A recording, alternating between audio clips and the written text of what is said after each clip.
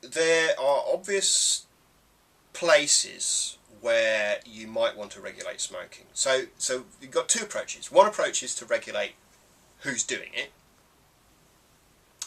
and the other approach is to regulate where it happens. And regulating who's doing it is tricky. You can't really put into teachers or youth workers contracts of employments that they not smoke, or at least not in working time.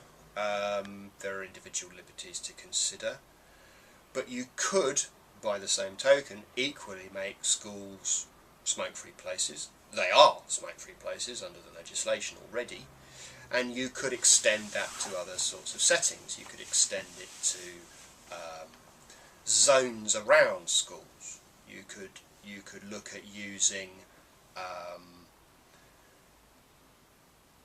trading standards approaches to forbidding the sale of tobacco within a certain radius of a school, for example. So these are possibilities. Similarly, you might regulate smoking within public parks, definitely children's play areas, even if they are open air. You could, and beaches and so on as well. You could make it a kind of best practice consideration when commissioning services from children's groups and others that that they require of their staff and volunteers not to smoke while in care of children, and so on. So that there are lots of ways which don't require formal legislation, but would involve kind of just as general soft policy approach of moving in that direction, that would not involve any illegality or breaches of human rights, but would generally encourage the acceptance that it's good practice not to smoke around children.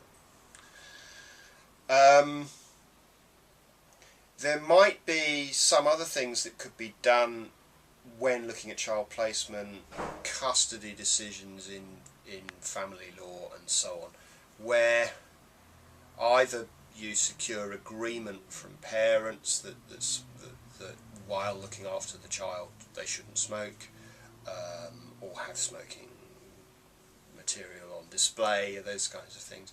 But again, there are limits to what you could do there, really, because at the end of the day there are lots of other, probably more important considerations in many cases than does daddy smoke when he's on an access visit. But it isn't to say that it shouldn't be taken into account.